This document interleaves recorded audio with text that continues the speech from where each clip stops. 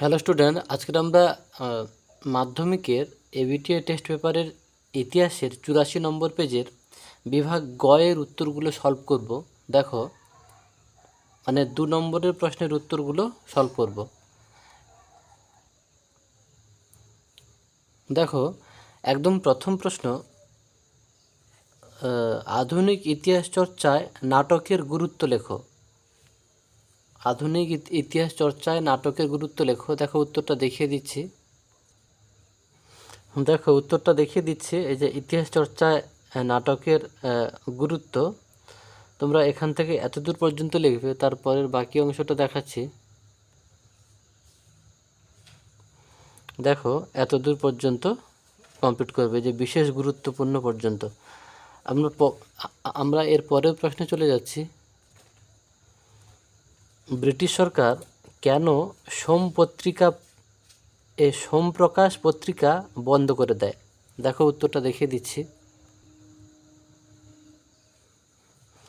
দেখো, উত্তরটা তোমরা এখান থেকে এতদূর লিখবে, যদিও মেন উত্তরটা এই জায়গাটার মধ্যে সীমাবদ্ধ আছে। তো যদি কোনো কারণে বড় প্রশ্ন, মানে 4 নম্বরের প্রশ্ন দিয়ে দেয়, তখন কিন্তু একটু বাড়িয়ে লিখতে হবে। যার জন্য তোমরা উত্তরটাকে এখান থেকে এতদূর পর্যন্ত প্রস্তুত করবে। ওকে, তারপরের প্রশ্নে যাচ্ছি।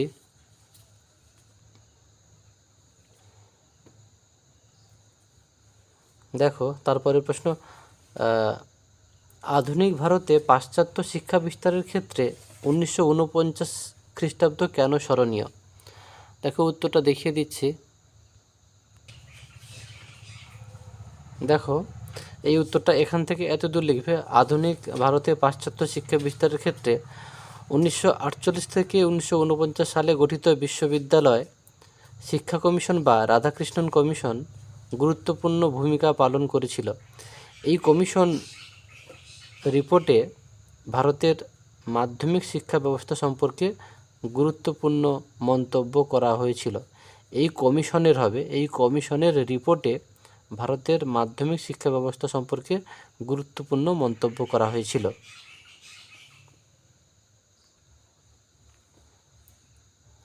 তারপরে প্রশ্ন দেখো, একাডেমিক অ্যাসোসিয়েশন কে উদ্দেশ্যে গড়ে তোলেন? দেখো, উত্তরটা দেখিয়ে দিচ্ছি। দেখো, এই যে একাডেমিক অ্যাসোসিয়েশন কে কবে প্রতিষ্ঠা করেন, এখান থেকে এত দূর পর্যন্ত এই উত্তরটা লিখতে হবে। ওকে,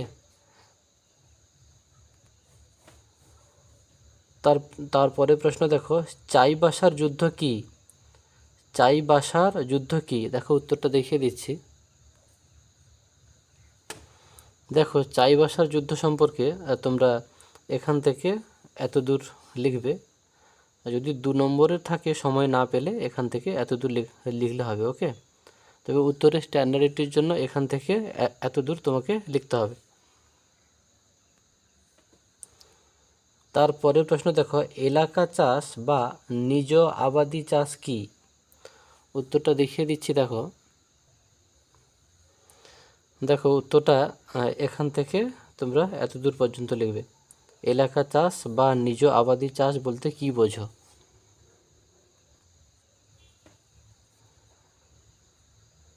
তারপরে প্রশ্ন দেখো, মহারানীর ঘোষণাপত্রকে প্রতিশ্রুতি ভঙ্গের অধ্যায় বলা হয় কেন? দেখো, উত্তরটা দেখিয়ে দিচ্ছি। দেখো, এই যে মহারানীর ঘোষণাপত্রকে প্রতিশ্রুতি ভঙ্গ বা রাজনৈতিক প্রহসন, দুটো কিন্তু একই। তোমরা এখান থেকে এতদূর লিখবে, তারপরে শেষ অংশটা দেখাচ্ছি। শেষ অংশটা দেখো, এই যে দেখা যাচ্ছে যে রাজনৈতিক প্রহসন বা রাজনৈতিক ধাপ্পা বলে মনে করেছেন। ওকে, এতদূর পর্যন্ত লিখবে। অতএব রাজনৈতিক প্রহসন, রাজনৈতিক ধাপ্পা, এই কথাগুলো কিন্তু সব একই। তারপরের প্রশ্ন দেখো, এই যে জাইলোগ্রাফি পদ্ধতি ও লাইনোটাইপ কি? জাইলোগ্রাফি পদ্ধতি ও লাইনোটাইপ কি? দেখো, উত্তরটা দেখিয়ে দিচ্ছি। দেখো, জাইলোগ্রাফি কি? জাইলোগ্রাফি হলো কাঠের উপর খোদাই করা মুদ্রণের শিল্প। এই শিল্পে কাঠের ব্লকে লেখা উকিয়ে খোদাই করা হয়, তারপর ব্লকটি মুদ্রণের জন্য ইঙ্ক লাগানো হয় এবং কাগজে ছাপানো হয়। জাইলোগ্রাফি শব্দটি এসেছে ফরাসি শব্দ এক্সওয়াইএল এবং এই গ্রাফি থেকে, যার অর্থ কাঠ এবং নির্দিষ্ট পদ্ধতিতে লেখা। এই শব্দটি প্রথম ব্যবহার করা হয় 1816 সালে। ওকে, ওর সঙ্গে যেটা ছিল এই যে দেখো লাইনোটাইপ। লাইনোটাইপ তোমরা এখান থেকে এতদূর পর্যন্ত লিখে দিতে পারো। ওকে, যদি মনে করো এটাও দিতে পারো, গুরুত্বটা দিতে পারো। বাংলা ভাষার লাইনোটাইপের আবির্ভাব বাংলা ভাষা সাহিত্য ও সর্বোপরি বাঙালি জনমানসে এক যুগান্তকারী প্রভাব বিস্তার করেছিল। তো অরিজিনাল উত্তরটা এটা, এর সঙ্গে এটাও জুড়ে দিতে পারো। তারপরে প্রশ্ন দেখো, কবে কি উদ্দেশ্যে টেগোর অ্যান্ড কোং প্রতিষ্ঠিত হয়? দেখো উত্তরটা দেখিয়ে দিচ্ছি। দেখো তোমরা প্রথম পার্টটা এখান থেকে এতদূর লিখবে, তারপরে শেষ অংশটা দেখিয়ে দিচ্ছি। দেখো তারপর তোমরা এই এতদূর পর্যন্ত, এই সংস্থা পর্যন্ত লিখবে। ওকে, তারপরে প্রশ্ন দেখো, হ্যালি প্রথা কি? দেখো উত্তরটা দেখিয়ে দিচ্ছি। দেখো হ্যালি প্রথা কি, তোমরা এখান থেকে এতদূর লিখবে। ওকে, তারপরে প্রশ্ন দেখো, ভারতের কমিউনিস্ট পার্টিকে দ্বিজ বলা হয় কেন? দেখো উত্তরটা দেখিয়ে দিচ্ছি। দেখো এই যে ভারতের কমিউনিস্ট পার্টিকে দ্বিজ বলার কারণ, এইটা মূলত উত্তর। তোমরা চেষ্টা করবে এখান থেকে শেষ পর্যন্ত লিখবে। ওকে, এখান থেকে একদম তোমরাই এই দ্বিজ বলা হয় পর্যন্ত লিখবে। ওকে, এতদূর।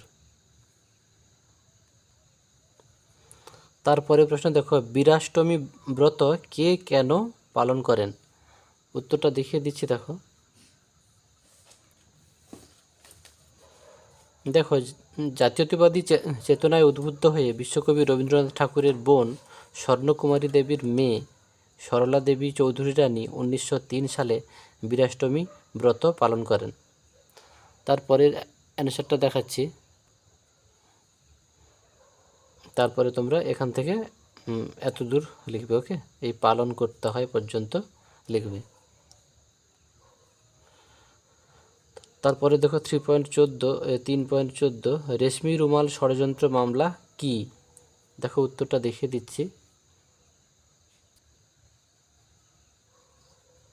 দেখো এই যে রেশমি রুমাল ষড়যন্ত্র মামলা কি, তোমরা এখান থেকে এই এতদূর পর্যন্ত লিখবে। তারপরে শেষের অংশটা দেখাচ্ছি। তারপরে দেখো এতদূর দেখিয়েছিলাম প্রথম পার্টে, তারপরে এখান থেকে এই লাইনগুলো কমপ্লিট করে এতদূর পর্যন্ত লিখবে। ওকে, তারপরে প্রশ্ন দেখো, কেন ভারত বিভাজন অবশ্যম্ভাবী ছিল? কেন ভারত বিভাজন অবশ্যম্ভাবী ছিল? দেখো উত্তরটা দেখিয়ে দিচ্ছি। দেখো তারপরের প্রশ্ন, দেশীয় রাজ্যগুলি কি কারণে ভারত ভুক্তির দলিলে স্বাক্ষর করে? দেখো উত্তরটা দেখিয়ে দিচ্ছি। তো তোমরা এখান থেকে একদম এতদূর পর্যন্ত স্বাক্ষর করে এতদূর পর্যন্ত লিখবে। ওকে, তো আপাতত এই ভিডিওটা 2 নম্বরের প্রশ্নগুলো এখানেই কমপ্লিট করছি। আমরা পরপর প্রত্যেকটা স্কুলের ভিডিও এভাবেই দিয়ে যাব। তোমরা চ্যানেলটাকে সাবস্ক্রাইব করে রাখো এবং বন্ধুবান্ধবদের মধ্যে তারাও যাতে উত্তরগুলো খুব তাড়াতাড়ি পায়, তো তাদের মধ্যেও শেয়ার করে দিও।